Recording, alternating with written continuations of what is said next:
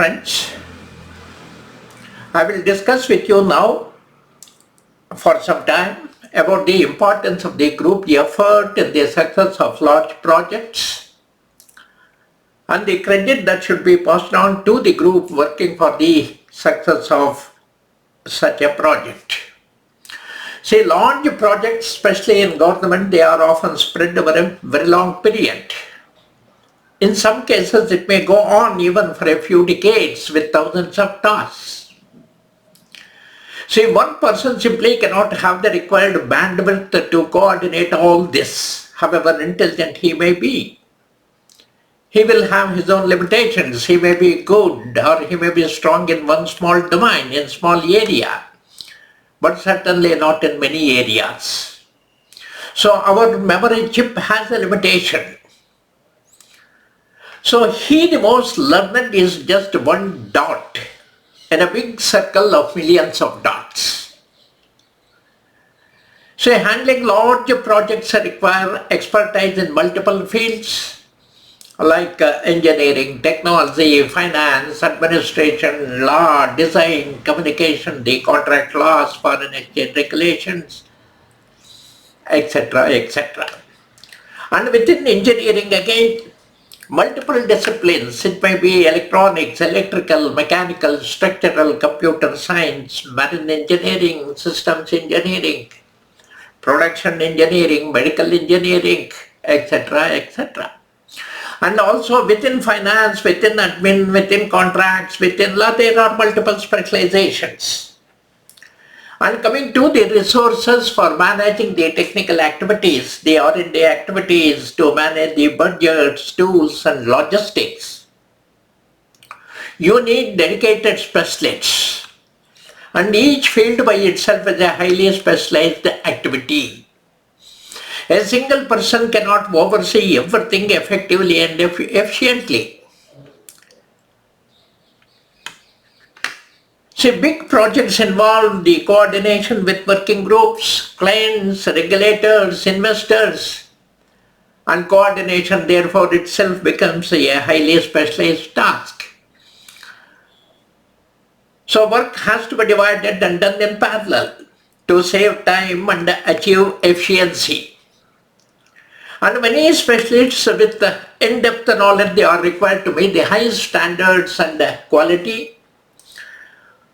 The real world examples for the large projects are the satellite project, space missions, maybe the NASA's Apollo program, the Indian and international combat aircraft projects, high value infrastructure projects, highly sensitive major medical projects, etc., etc., involving thousands of engineers, scientists, doctors, technicians, finance specialists, administrators, contract specialists, legal experts, researchers, etc.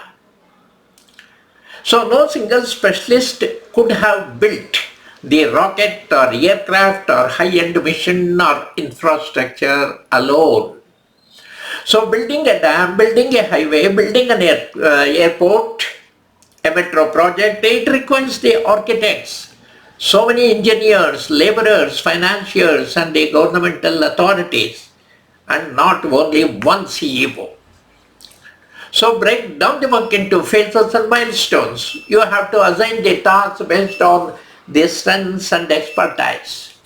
You have to use the latest tools to stay aligned. So a strong leader should ensure coordination and vision. Even in spiritual texts like the Bhagavad Gita, the idea of collective duty in Dharma, it is emphasized. Arjuna alone could not have won the war but for the support of Pandavas and allies, but for Krishna's able guidance. So similarly, big projects succeed when individuals unite under a shared purpose. And ego here is the enemy. So in spite of many good qualities and expertise in you as a leader, if you are highly egoistic, ego becomes your enemy. It does not take you anywhere. Your ego will keep you out of touch with reality, expecting unrealistic results, unrealistic goals. Your ego prevents you from hearing the correct and the critical feedback. Feedback from others. And ego makes you overestimate your own abilities and worth and underestimates the effort and skill of others. And your most abusive and highly imbalanced attitude towards the other equally qualified people, your selfish motives, your false pride, your self-righteousness, your biting ego, most careless and negligent approach for the safe, secured and welfare schemes, it will push you and your people to the state of financial hardship. So because of all this greed and grudge, both you and your group miss good opportunities. Because of this bad approach and attitude of yours, you and your team fails to improve, fails to connect with others, fails to achieve their goals. So ego is the voice that tells you that you are always better than others. You prevent a direct and honest connection with people working for you. And you prevent them from expressing the right voice by creating walls of separation. And you cannot receive the right feedback if you are incapable and uninterested in hearing from outside sources. You always fly with the wings of unrealistic expectations and outputs. You create an environment of illusions full of ridiculous expectations and unrealistic goals. You feel this success is only yours. You have earned it. It is yours. Only you deserve it. Never want to share this success with others. You fail to accept the value of other man's time and talent. So all this makes you dependent on external validation. If you let your ego take too much control of yourself, then you become incredibly dependent on the external validation.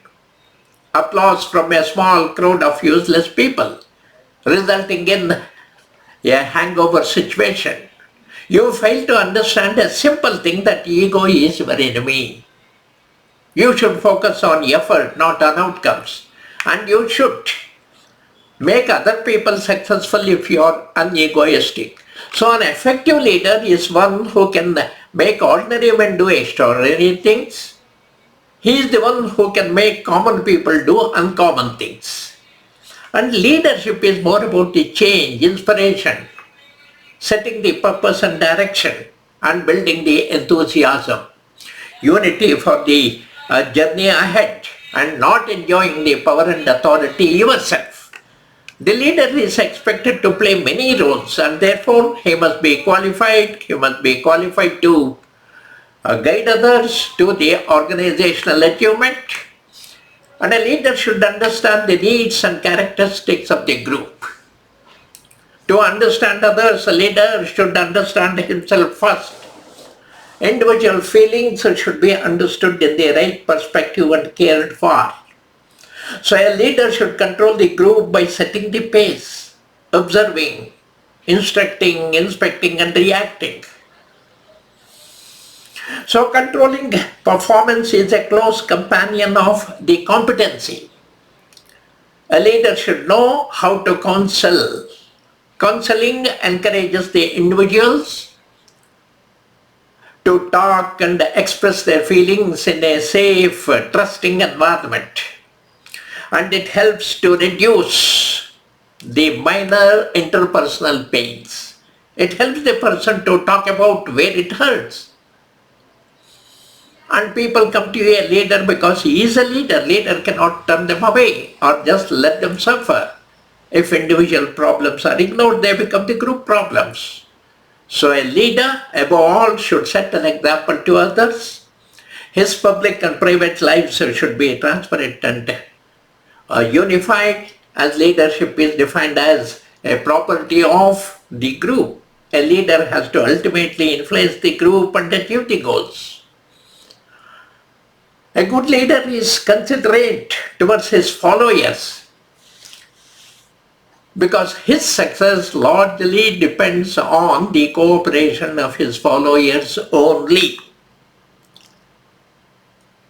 So a leader should be able to look at things as objectively as possible. He should respect the rights, beliefs and sentiments of others working for him. And a good leader is fair and objective in dealing with his subordinates. He must be free from bias and prejudice. He should be honest. So honesty, fair play, justice and integrity of character, so they are expected of any good leader. A leader should have the ability to persuade, to inform, to stimulate, and direct and convince his subordinates. So to achieve this, a leader should have good communication skills also. A leader should have the ability to demonstrate how to accomplish a particular task. A leader should understand his followers. He should be helpful, sympathetic and friendly. He should have the ability to win his followers' confidence and loyalty. The most important task of the leader is to get the best from others, and this is possible only if he possesses certain qualities like intelligence, the emotional maturity, the personal motivation, integrity, flexibility of mind and so on.